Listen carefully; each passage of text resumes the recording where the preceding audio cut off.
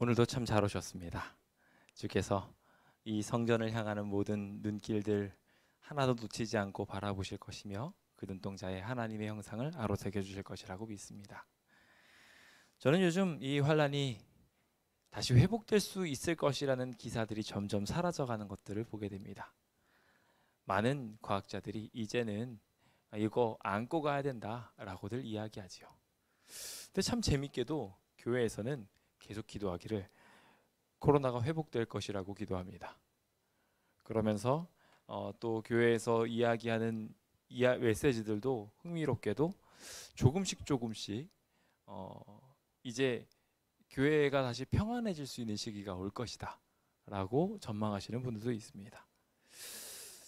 세상은 오히려 계속 절망적으로 가고 있는데 하나님의 백성들은 긍정적으로 가고 있는 것은 어쩌면 좋은 방향일 수도 있겠습니다.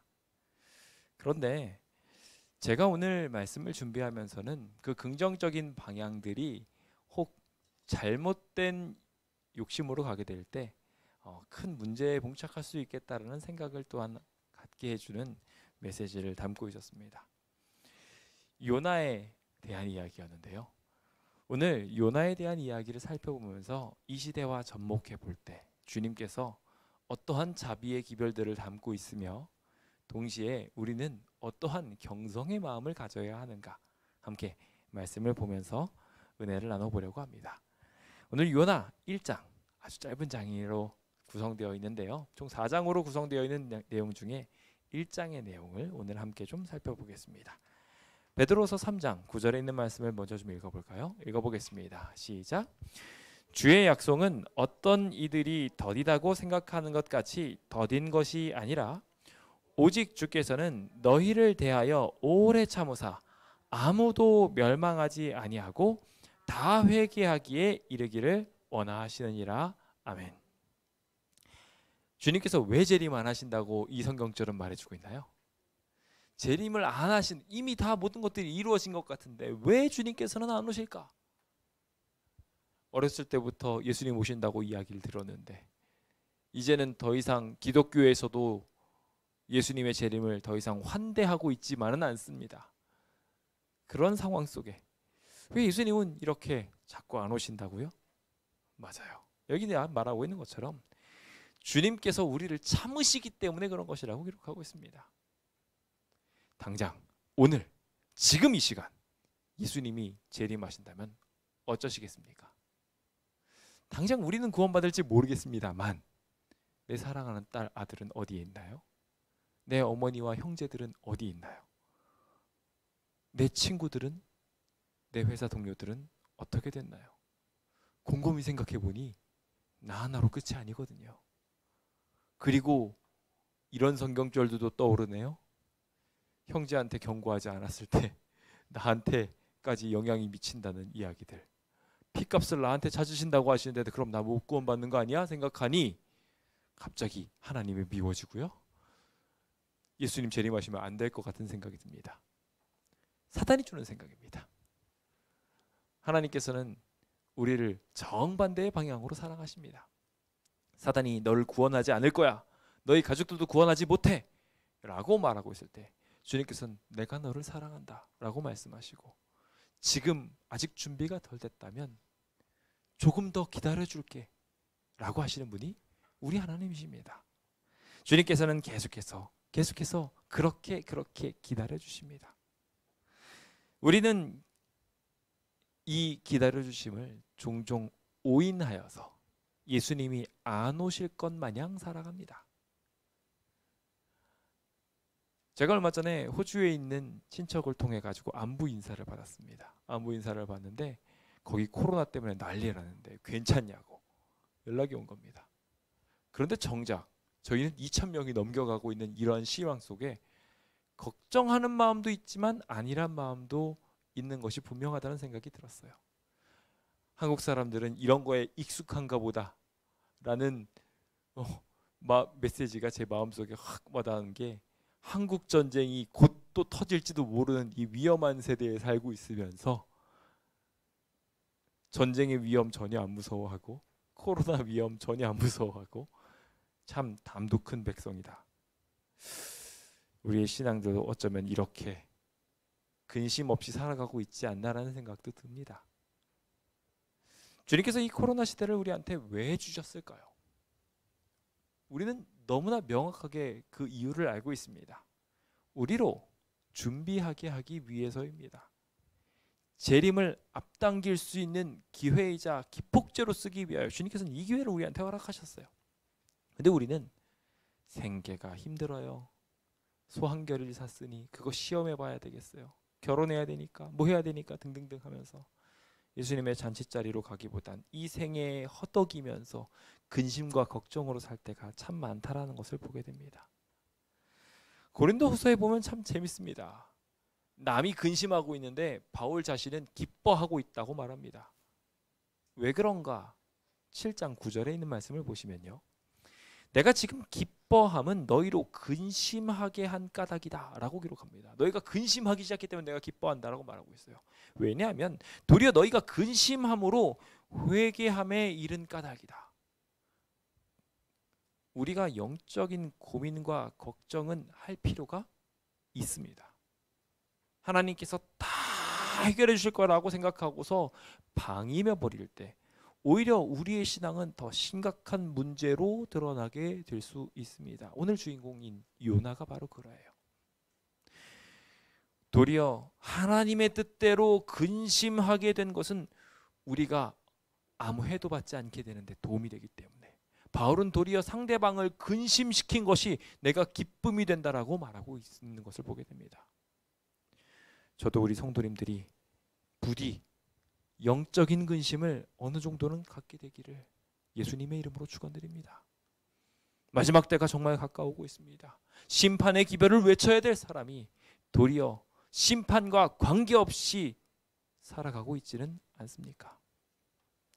재개발 소송의 결과가 눈앞에 다가왔습니다. 그동안 우리가 어떻게 기도했는지 어떻게 신앙했는지에 대한 결과가 나올 것 같은 상황입니다.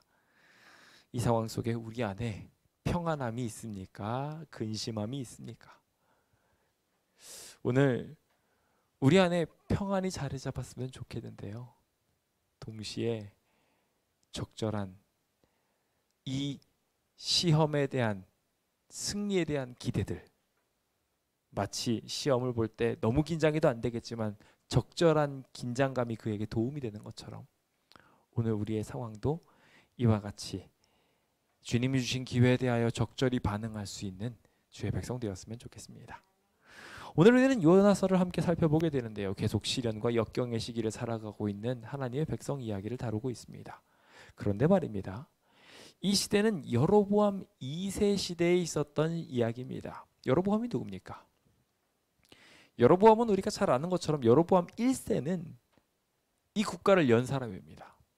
국가를 연 사람의 이름을 다시 받았어요. 쉬운 일일까요? 어려운 일일까요? 어려운 일입니다. 여로보암 2세는요, 요아스의 아들로서 10년간 아버지와 함께 통치하다가 13대 왕이 된 예후 왕조의 사람입니다. 여로보암 왕가도 아니에요. 예후 왕조 사람이에요. 그런데 그 이름이 여로보암이 되었어요.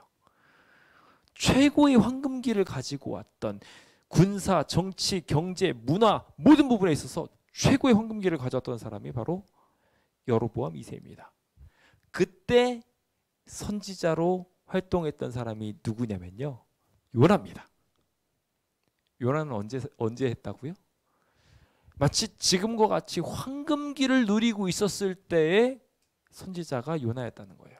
그런데 그 당시 이 황금기를 이끌어가고 있었던 상황 중에 북방의 영토에서 시끄러운 일들이 생겨나기 시작했습니다. 바로 아수르에 강성하게 되는 상황이었습니다.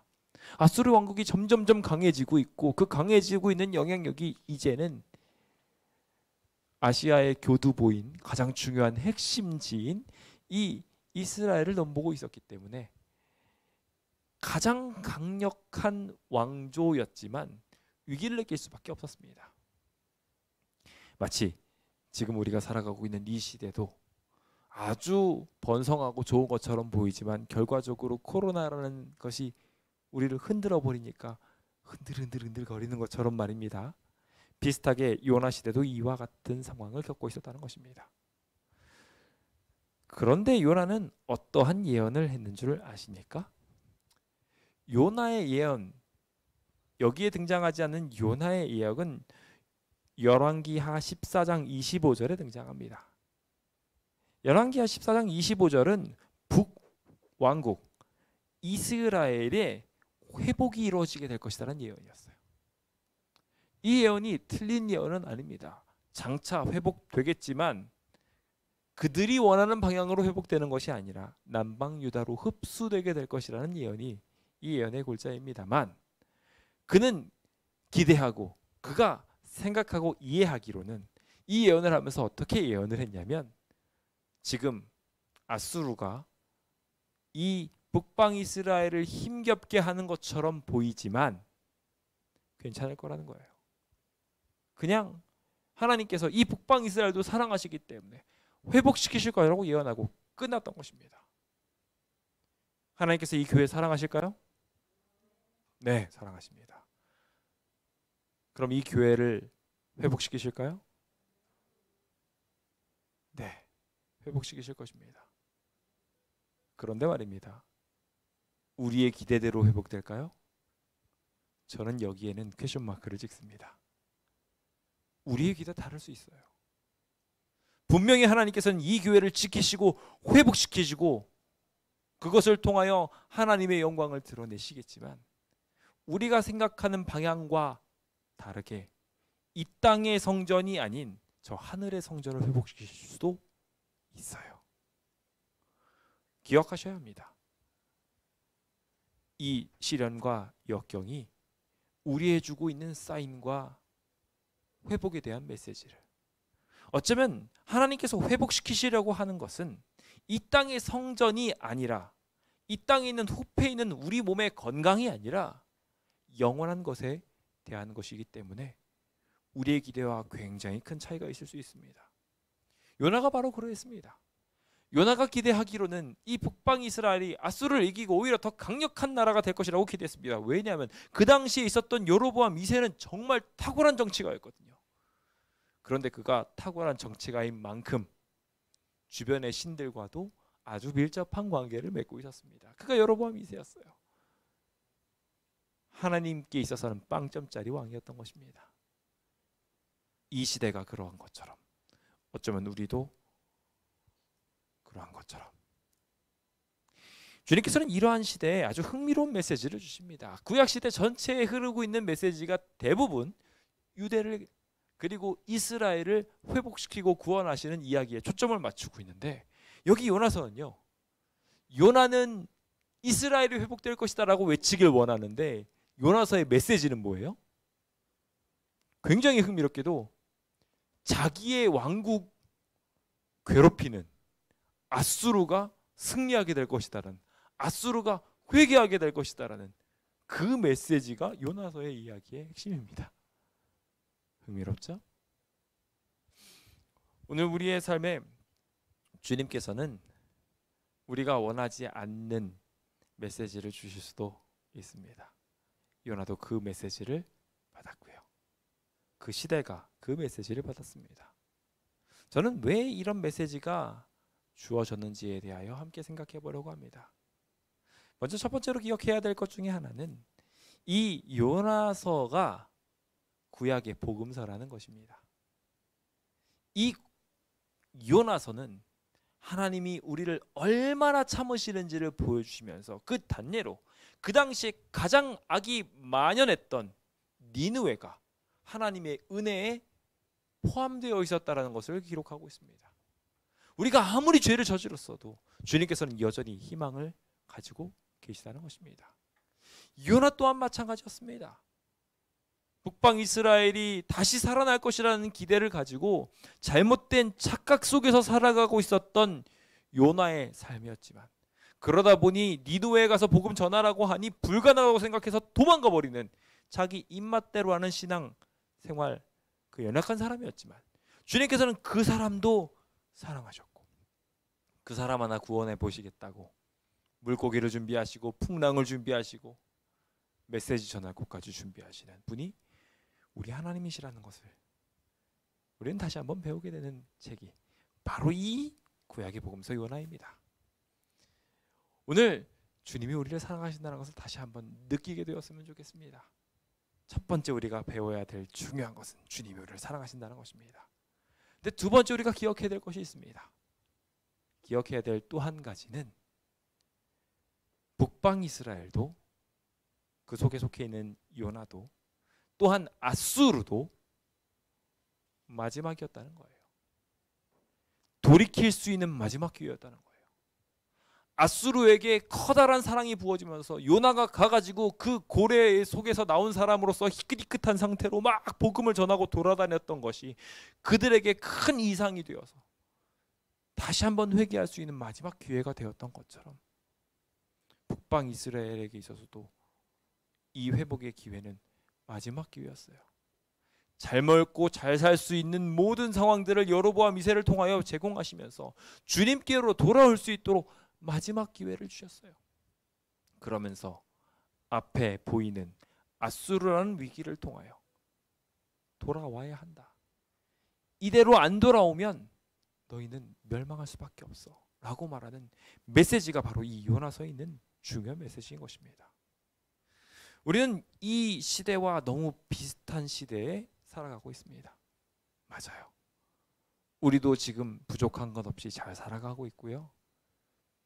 코로나를 낙관하기도 하면서 그냥 이렇게 마스크 쓰고 계속 살면 되지 뭐 라고 하며 이 시대에 적응해 가고 있어요. 이 적응되어져 가고 있는 하나님의 백성들에게 코로나가 하나님의 기별이며 하나님의 심판의 대상이고 우리 또한 그 가운데 일해야 할 백성이라는 것을 깨우쳐주고 있음을 기억해야 합니다.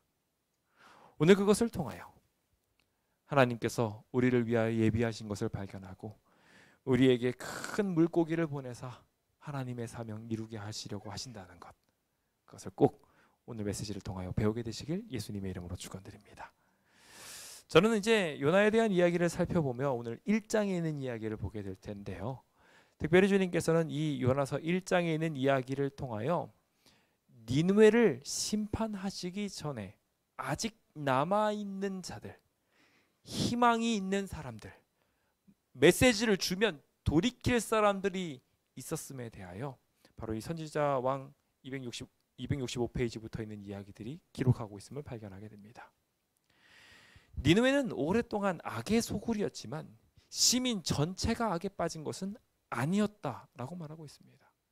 모든 도시 중에서 가장 악독한 도시였고 가장 망가진 도시였지만 여전히 거기에도 하나님의 사랑의 대상이 있었던 것입니다. 그래서 만약 살아계신 하나님을 배울 수 있는 기회가 주어지기만 한다면 악한 행위를 버리고 하나님께 예배할 사람들이 적게도 아닙니다. 많이 있을 것을 하나님께서 아셨기 때문에 주님께서는 그들에게 회개하도록 인도하셨다고 말하고 있습니다. 우리가 잘 아는 것처럼 이 기별의 시작은, 요나서의 기별의 시작은 악이 너무 많아져서 가서 심판을 전하는 이야기로 들어갑니다. 그런데 주님께서는 그 악이 가득 찼기 때문에 요나를 파견하신 것이었습니다. 이 시대가 하나님과 전혀 관계없이 살려고 뜨뜻미지근한 삶을 살아가고 있기에 주님께서는 우리가 나아가서 복음 전하기를 바라고 계십니다. 마지막 때가 가까웠기 때문에 우리는 주님의 메시지를 전달해야 했던 것입니다. 아직 이 시대에 희망이 남아있으니까요. 오늘 우리는 착각하며 이 교회만이 안전하다라고 말하고 있습니다. 제7일 안식일 예수 재림교회는 얼마나 대단하냐라고 이야기하며 복음에 있어서도 최상위에 있고 코로나 방역에 있어서도 최상위에 있는 교회다 자부합니다. 그런데 그렇게 해서 교회가 안전해진 것일까요? 저는 그렇지 않다고 생각합니다. 저희가 코로나를 걸려서 시끄러워지지 않은 교단이 있는 것은 분명합니다. 굉장히 비율도 적고 다른 곳에 비해서 훨씬 더 하나님의 은혜를 많이 받은 곳입니다만 안타깝게도 저희 교회들도 동일하게 코로나로 인하여 다른 교회들과 마찬가지로 예배에 대한 집중도가 떨어지고 헌신이 무너져가고 있으며 교회 문이 하나하나 닫혀가고 있는 비극적인 시대에 살아가고 있습니다. 이런 연약한 사람들에게 세상을 향하여 복음을 전하라고 말씀하고 계십니다. 이제 그 기별을 받으신 분들이 바로 여러분이라고 생각하시고 요나서 1장에 있는 이야기를 함께 살펴보고자 합니다. 주님께서는 요나를 부르심을 통하여 어떤 회복을 이루고자 하셨던 것일까요? 멸망을 향하고 있는 세상을 향하여 주님께서 부르시는 이야기를 통해 우리도 고개 돌리게 되기를 예수님의 이름으로 축원드립니다. 첫 번째로 우리가 살펴보게 될 이야기는 죄악 세상을 향하여 죄인을 부르시는 것이 이 요나서의 첫 번째 있는 이야기입니다. 마태복음 9장 13절에 있는 말씀입니다. 함께 읽어볼까요? 시작. 너희는 가서 내가 긍휼을 원하고 제사를 원하지 아니하노라 하신 뜻이 무엇인지 배우라. 나는 의인을 부르러 온 것이 아니요 죄인을 부르러 왔노라 하시니라. 주님께서 참 흥미롭게도 이 땅에 오셔서 죄인을 부르러 오셨다고 말하고 계십니다. 그러면서 이 죄인을 부르는 과정에 대하여 앞에 설명하시기를 예배 드리는 게 다가 아니라는 거예요. 제사 드리는 게 다가 아니라 긍휼을 원하고 있다고 말하고 있습니다. 여기서 긍휼을 원한다는 것에 대하여 쉽게 생각했을 때 이타적인 삶으로 적용할 수도 있지만 우리가 조금 더 깊이 들어가게 됐을 때 주변에 있는 사람들, 죽어가고 있는 죄인들, 요나서로 치면 자신의 대적이기도 한 앗수를 향한 긍휼이 그에게 기대되고 있다는 거예요. 오늘 우리가 해야 할 일과 목적 자체가 우리를 위해서가 아니라 저 세상을 위해서가 되어야 된다는 것입니다. 흥미롭게도 이 죄악 세상을 향하여 주님은 일꾼을 부르시는데 이 일꾼이 천사인가요? 우주에 있는 어떠한 거민인가요? 아닙니다. 동일한 죄인이라는 거예요. 그래서 그도 죄인의 방향성을 띱니다. 오늘 우리도 죄인이기에 죄악 세상을 향하여 나가라고 하시면 그 이야기를 듣고 똑같이 요나와 같은 반응을 하게 될 수도 있습니다. 그러나 우리가 너무나도 잘 알고 있는 것처럼 그것은 허망한 일이고 헛된 일이자 그렇게 해서도 안 되는 일입니다. 어떻게 주님의 손아귀를 벗어날 수 있으며 또한 동시에 이 죽음의 세상에서 해야 할 진정한 목적이 무엇인지 주님께서 알려주신 바에 따르면 명확한데 왜 어리석게도 하나님의 뜻이 아닌 다른 길로 가려고 하는 것일까요? 우리는 요나의 이야기를 보면서 어리석다, 참 바보 같구나 라고 이야기하지만 정작 저희들은 이 죄악 세상을 향하여 우리들을 부르실 때 정말 죄인처럼 활동하는 경우들이 참 많습니다.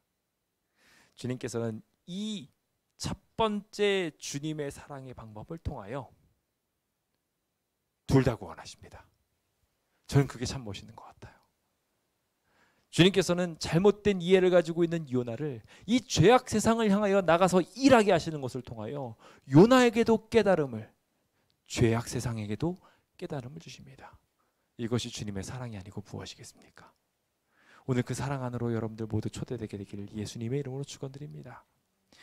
말씀드린 것처럼 이 니느웨는 이 앗수르 가장 죄악이 간역했던 나라 중에서도 가장 핵심되는 도시로서 이 큰 성읍 니느웨로 가가지고 복음을 전하라는 것은 어떻게 보면 나이트클럽에 가서 찬송가를 부르라는 이야기랑 굉장히 비슷한 얘기일지도 모르겠습니다.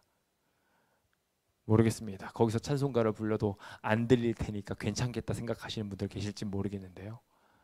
막상 해보라고 이야기하면 하시는 분들이 안 계실 거라고 생각합니다. 당장 거기에 내가 왜 들어가야 됩니까? 라고 하시는 분들도 있을 거고요. 그런데 오늘 주님께서는 사실 이것보다도 더한 비극의 나라를 향하여 요나를 파송하셨던 것입니다. 세속적으로 번영하던 시대였던 이때 니느웨의 범죄와 악행은 정말 극에 달아 있었습니다. 선지자 나홈은 표상적인 말로 니느웨 사람들을 잔인하고 굶주린 사자와 같다고 표현하고 있을 정도로 그들의 생태는 굉장히 악독했습니다. 그런데 주님께서는 그런 사람에게 다시 파송을 하십니다. 가라고 말입니다. 그 다시라는 게 참 재미있는 것이 주님께서 한 번 메시지를 전하고 나서 정반대로 도망가는 사람에게 다시 기회를 주시는 이야기가 오늘 이야기인 거예요. 우리가 잘 아는 것처럼 여호와의 얼굴을 피하려고 일어서서 다시스로 도망했다라고 이야기하는데요. 재밌죠? 다시스가 어딘지 지금 지도를 통하여 보고 계십니다. 니느웨는 동편에 있는데 서편 바닷가를 향하여 도망가고 있는 것입니다. 정반대 방향으로 배를 타고 아예 떠나버리려고 그는 계획했었습니다. 기별자의 사명을 완벽하게 버린 것이 그였죠. 그 기별자 또한 마찬가지로 이것을 생각하기를 이 사명은 어렵고 외적으로 볼 때 불가능하다라고 이야기하며 부르신 분의 지혜를 의심했다라고 기록하고 있습니다. 어쩌면은 우리도 동일한 생각을 지금 파송받았을 때마다 하고 있었을지도 모르겠습니다. 나보다 더 나은 사람도 있고 이것보다 더 깨끗한 더 좋은 사람들도 많은데 내가 왜 글로 가야 돼? 라고 말이죠. 마치 나하만처럼 더 좋은 강이 있고 더 좋은 방법이 있는데 왜 내가 요단강에 가야 되냐고 이야기하는 것처럼 똑같이 우리도 하나님의 지혜를 의심할 때가 있더라는 것입니다. 그런데 인간의 견해로 볼 때 이 거만한 도시에 가서 기별전하는 것이 정말 한계점이 있는 것처럼 보였고 아무것도 얻을 것이 없는 것처럼 보였지만 주님께서 하실 일은 주님께서 하신다는 것을 하나님의 백성들이 잊어서는 안 될 것입니다. 그가 여전히 주저하고 의심하고 있는 동안에 사단이 그를 둘러쌉니다. 우리도 주저하고 의심하면 요나와 같이 무너질 수밖에 없게 될 것입니다. 우리도 다시스로 도망가게 될 것이고 정반대 방향으로 떠나버리게 될 수도 있습니다. 주님께서는 그때 어떻게 하실까요? 그때 준비하신 것이 태풍이었습니다. 너 글로 가면 안 돼. 거기 가지 마. 라고 이야기하며 주님께서는 아주 강력하게 우리의 갈 길을 막아버리실 수도 있는 것입니다. 저는 때때로 하나님께서 우리의 삶을, 우리의 길을 이렇게 막으신다고 생각합니다. 당장 눈앞에 좋은 기회가 있는 것 같아서 막 붙잡으려고 할 때 하나님께서 그거를 막 계속 못하게 막으세요. 하나님의 사명을 거절하고 엉뚱한 방향으로 자기 욕심대로 가려고 할 때 하나님께서 계속 거기 못 가도록 거기에다가 재앙을 붓고 잘못된 길을 두고 막 힘들게 만드시고 너 글로 가면 안 되라는 사인들을 계속 주세요. 왜 그러신 걸까요? 간단합니다. 우리가 가서 해야 할 일이 있어서 그 사람들 구원해야 되기도 하지만 우리 구원해야 돼서 그런 거예요. 우리가 그대로 하나님 떠나서 버리고 저 세상을 향하여 가버리게 되면 다시 스스로 떠난 그가 어떻게 다시 하나님께로 돌아올 수 있겠습니까? 주님께서는 그래서 여기 이 요나 살리려고, 이 죄인 살리려고, 그리고 이 죄인으로 하여금 더 깊은 이해로 나가게 하기 위해서 북방 이스라엘을 이렇게 오래 참으시고 그에게 회복의 기별을 주시며 그것을 통하여 진짜 이루고자 하는 것이 무엇인지 알게 하시려고 요나에게 지금도 사명을 주고 계신 것입니다. 오늘 이 자리에 계신 분들도 그렇게 초청하고 계시다는 것을 기억하셨으면 좋겠습니다. 우리가 계속해서 교회로 불리움을 입고 하나님의 일에 초청을 받으며 주변 사람들에게 감화를 줄 수 있도록 기회를 받는 이유는 그 사람들 때문도 있지만 우리 때문입니다. 오늘 우리가 요나와 같이 함께 있다고 기억하셔서 그 책임이 분명히 무거운 것이었지만 가라 하신 하나님께서는 그 종을 붙드시고 그에게 성공을 허락하실 수 있으셨다는 선지자 왕에 있는 말씀처럼 오늘 우리 또한 주님과 함께 있을 때 승리하고 성공할 수 있다는 것 꼭 기억하게 되시길 예수님의 이름으로 축원드립니다. 주님께서는 또한 요한나를 부르시는 것을 통하여 또 하나의 중요한 사랑을 보여줍니다. 무엇이냐면 죄의 판별을 통해 재앙을 보내시는 사건입니다. 내가 죄를 지었는지 알지 못하는 사람들이 있어요. 나는 다시스도록 하겠습니다 라고 말하면서 내가 잘못된 길을 가고 있다는 것에 대하여 망각해버리는 사람들이 있습니다. 시편 119편 71절은 그럴 때 고난이 유익이 된다고 말합니다. 힘들고 어려운 일이 있을 때 비로소 내가 주의 율례를 배우기 때문이라고 말하죠. 힘들고 어려운 일을 주님께서 보내시는 이유는 내가 죄인이구나라는 것을 알게 하기 위하여 성경을 펴고 이해하고 주님께 나오게 하기 위한 방법입니다. 오늘 이것이 주님의 사랑이라는 것을 꼭 기억하게 되시길 예수님의 이름으로 축원드립니다. 주님께서는 요나를 주목하십니다. 요나가 어떻게 했나요? 요나가 한 행동을 보면 참 재밌습니다. 요나는 큰 바람을 보내신 하나님을 만나려고 할 때 그는 배 밑층, 제일 밑에 층으로 가가지고요 깊은 잠에 빠져 있었다고 기록하고 있습니다. 어떻게 하면 하나님한테 피할 수 있을까 생각해가지고 있는 대로 깊은 데로 들어가서 하나님은 날 못 찾으실 거야 생각하면서 그 깊숙한 곳으로 들어가고 계셨던 거예요. 그런데 주님께서는 이 선교사를 구원하시기 위하여 추격하시기 시작하십니다. 잠시 후에 등장하고 있는 고래의 이야기를 보면요 이미 고래를 준비하고 계셨다고 말하고 있어요. 요나는 어쩌면은 바다 밑창에 있었지만 가장 깊숙한 곳에서 이미 하나님의 도구를 가장 가까이서 만나고 있었을지도 모릅니다.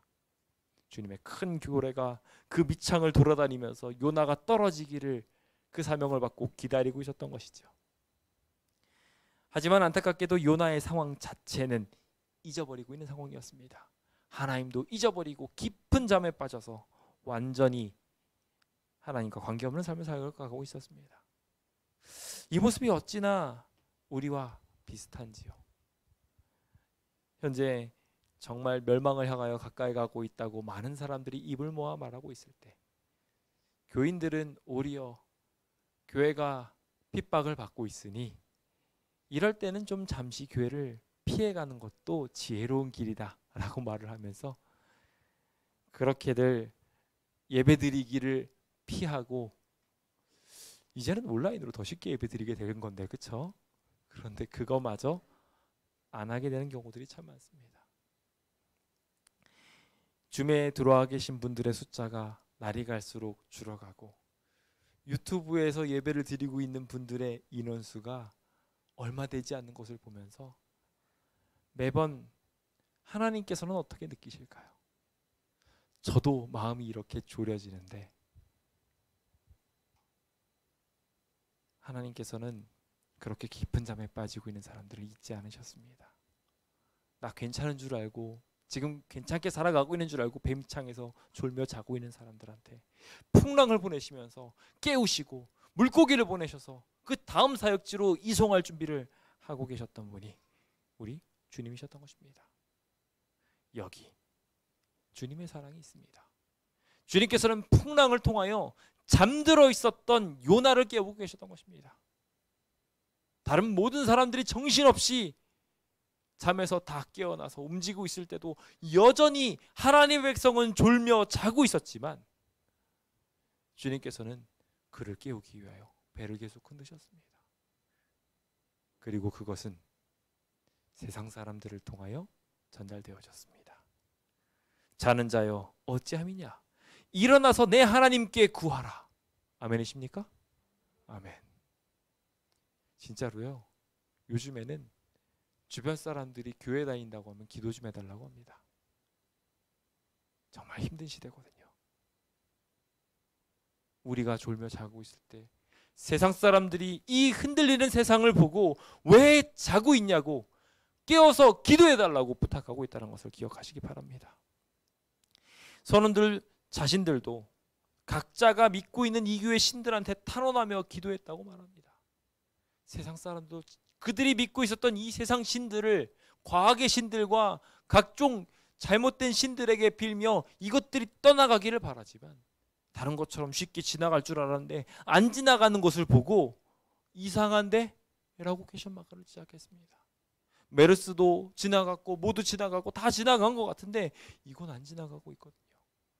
그래서 이제 세상 사람들도 우리를 향하여 부탁합니다. 이거 이상한데? 보통 풍랑이 아닌데? 신의 노여움이 있는 것 같은데 기도해달라고 말입니다. 이거 왜 이렇게 흔들린다고요? 우리 깨우려고요. 결국 그는 기도합니다. 제가 그 기도한 이야기에 대하여 기록하고 있는 것을 보면은요, 제가 놓치고 지나갔는데 선지자왕 267페이지에 보면은 망하지 않게 하시리라 라고 이야기하는 그의 메시지를 듣고 나서 요나가 기도했다고요? 기도하지 않았다고요? 기도했다고 기록하고 있어요. 기도했어요. 그런데요, 요나가 기도했는데요, 기도 응답 받았다고요? 안 받았다고요? 참 흥미롭게도 그 사람의 기도는 도움을 주지 못했다고 기록하고 있어요.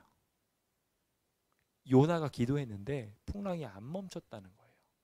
요나도 지금 이 문제 해결해 달라고 했는데 안 멈췄다는 거예요. 우리도 지금 이 코로나 멈추게 해달라고 기도하고 있는데 하나님께서 안 멈추실 수도 있다는 거예요. 그 본래 목적으로 요나가 돌아가지 않는 한, 교회가 교회답게 되지 않은 한 코로나는 안 멈출 거예요. 저는 그렇게 돼야 한다고 믿습니다. 교회가 깨어서 교회의 정체성을 회복하기 전에 하나님께서 이 코로나를 걷어가신다면 안타깝게도 교회는 여전히 졸며 자게 될 것이라는 생각이 듭니다. 그리고 요나처럼 다시 스스로 가버리겠죠. 그래서 우리는 제비를 뽑아야 합니다. 이 죄가 어디로부터 시작됐는지 스스로 제비를 뽑아야 합니다. 내 죄가 어디 있는지, 무슨 문제 때문인지, 그 문제가 바로 나 때문이라는 것을 알 때까지 제비를 뽑아야 합니다. 우리가 다시 물로 뛰어들게 되었을 때, 우리가 죽게 되고 주님으로 말미암아 3일 만에 부활하는 그 기적을 경험하지 않는다면 이 시련은 멈추지 않을지도 모릅니다. 주님께서 이 시련을 통하여 우리가 어디가 약한지 알려주시려고 하실 때마다 귀 기울임으로 내 상태의 부족을 깨닫고 하나님의 일꾼으로서 온전히 준비되는 주의 백성 되시길 예수님의 이름으로 축원드립니다. 네, 이제 주님께서는 드디어 정의구현에 들어가십니다. 죄인은, 죄를 지은 사람은 어떻게 되어야 마땅합니까? 죄의 삭은 사망이에요. 그렇죠? 죽음을 맛볼 정도로 꺾여야 돼요. 실제로 주님 앞에서 죽어야 합니다. 그래야 다시 부활할 수 있거든요. 저는 그것을 회개라고 부릅니다. 죄된 자아가 죽고 주님 안에 새롭게 살아가는 것, 그것이 정의구현이죠. 주님께서는 그것을 하기 위하여 심판을 행하십니다. 시편 103편 6절은 이 심판의 목적에 대하여 다음과 같이 말하고 있습니다. 함께 읽어볼까요? 시작. 여호와께서 공의로운 일을 행하시며 억압당하는 모든 자를 위하여 심판하시는도다. 아멘. 주님께서는 고아와 압제당하는 자들을 위하여 심판하사 세상에 속한 자가 다시는 위협하지 못하게 하시리라고 시편에도 말씀하시게 하시면서 오늘 우리의 삶을 계속해서 정의 구현을 향하여 이끌어가고 계시다고 말하고 있습니다. 오늘 우리가 정의 구현을 위하여 부르심을 입었으면 우리도 그 정의 구현의 일환이 되어 정의롭게 설 수 있어야 할 것입니다. 주님께서는 그것을 위하여 하나님의 백성이 참칭당할 만한 것이 있으면 그것을 씻어내고자 하십니다. 그것이 바로 요나가 물에 빠진 일이었어요. 점점 바다가 흉흉해집니다. 앞서 이야기한 이야기에 제가 시간이 없어서 넘어갔지만 그는 고백합니다. 어찌어찌해서 이렇게 오게 되었는지, 내가 분명히 하나님의 명령으로 받아서 저쪽 아수르로 갔어야 되는데, 니누에로 갔어야 되는데 내가 지금 도망가서 다시스로 가고 있는 것 때문에 이 풍랑이 생긴 겁니다. 그 이야기를 듣고 나서 선원들은 어떻게 반응해요? 그걸 물에 빠뜨리지도 않고 심판도 하지 않고 더 어떻게든지 살려보려고 애를 씁니다. 하지만 소용없었어요. 11절에 나온 것처럼 더 흉흉해지기만 했습니다. 그가 가지고 있는 죄가 명확한 이상, 그 문제가 해결되지 않는 이상, 그 죄악이 사라지지 않는 이상 안타깝게도 이 풍랑은 끝나지 않을 풍랑이었던 것입니다. 그가 죄의 값을 받아야 한다는 것을 알았을 때 주님께서는 그 방법을 통하여 이 배에 있는 사람들을 살리셨습니다. 큰 풍랑이 있었음에도 불구하고 배가 뒤집힐 정도였음에도 불구하고 그들이 죽지 않았던 데에 있어서는 이 요나 때문이 아니었을까라는 생각도 듭니다. 이 교회 덕분에 이 교회를 깨워야 되기 때문에 이 세상이 아주 전복되고 있지는 않는 겁니다. 그런 의미에서 우리가 이 세상에 남아있는 것이 참 세상의 복입니다. 그런데 중요한 것은요, 이 세상이 계속 이대로 가게 되면 우리가 회개하지 않음으로 말미암아 세상은 더 오래 고난 당한다는 거예요. 더 오래 코로나를 경험하게 될 것입니다. 주님께서 하늘을 향하여 우리가 기도하게 되면 재앙 그치게 하신다고 했는데 우리가 모두 합심하여 온전히 기도하지 않으니 아직도 재앙이 계속 이어지고 있는 거예요. 주님께서는 그래서 우리에게 정결함을 얻게 하기 위하여 12절의 고백을 하게 하십니다. 나를 들어 바다에 던져라. 내가 죄값을 받아야 된다. 그래야 너희가 잔잔한 바다를 보게 될 것이다. 맞아요. 오늘 우리가 죄를 고백하고 우리가 그 죄값을 받는 것을 통하여 다른 사람의 구원이 되어야 합니다. 그것이 우리가 가야 하는 길이고 이 세상의 풍랑을 멈추게 할 수 있는 비결입니다. 폭풍을 만난 이유는 우리 때문입니다. 이 세상이 코로나를 경험하고 있는 것 또한 우리 때문입니다. 그러니까 우리가 침을 당해야 합니다. 우리 죄가 무엇인지 알고 그 죄값을 받아야 합니다. 그러면 잠잠해질 것입니다. 이제 그 죄값 받는 것을 두려워하지 마시기 바랍니다. 요나라고 안 무서웠을까요? 풍랑 치는 바다에 빠지는 게 안 무서웠을까요? 하지만 그것이 필요하다는 것을 그는 알았습니다. 그리고 그가 그 희생을 결심했을 때 주님께서는 그 희생을 보시고 죄값을 정케하여 주셨습니다. 무리가 다 여호와를 부르짖고 구하면서 여호와 하나님을 찬양하게 되었고 이 핏값을 우리에게 돌리지 마십시오라고 말하며 요나를 던지게 되었을 때 하나님께서 응답하시어 폭풍이 지나가는 것을 보고 하나님께 예배하는 자들이 되었고 요나도 준비된 큰 물고기를 통하여 사역지로 돌아갈 수 있게 되었습니다. 우리가 침을 당하게 되므로 이제 세상은 하나님이 계시다는 것을 알게 되어야 합니다. 동시에 우리도 우리 죄를 알고 우리가 가야 할 길로 가야 합니다. 이제 그 길을 결심하시는 주의 백성 되시길 간절히 바랍니다. 성경이 경고한 시련의 시기는 정말 위험한 시기라고 성경은 분명히 말합니다. 노아도 룻도 모세도 아브라함도 다윗도 솔로몬도 다 이 죄의 정복에서 벗어날 수 없었다고 영감의 말씀을 우리한테 말합니다. 그 무서운 것이 엘리야의 강한 정신까지도 무너뜨렸다고 말하면서 오늘 우리가 이 두려운 시련을 당하게 될 때 그 유혹에 빠져서 무너질 수도 있다고 말하고 있어요. 요나도 그러했고 우리도 그렇게 시련으로 인하여 우리의 믿음이 무너질 수도 있습니다. 근데 기억해야 돼요. 만약에 거기서 무너지잖아요. 아주 끝이에요. 시련이 우리에게 마지막 기회였던 것입니다. 하지만 우리가 그 시련을 승리로 장식하게 된다면 다시 서는 것을 통하여 더 든든한 백성이 되는 축복을 경험하게 될 것이고 우리도 요나와 같이 현재의 의무에 더욱 충실할 수 있는 사람으로 변화될 수 있게 될 것입니다. 이 환난 중에 주어진 모든 시련들은 회복의 기회입니다.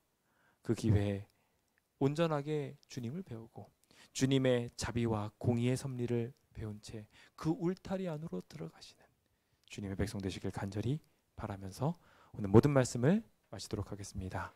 감사합니다. 함께 570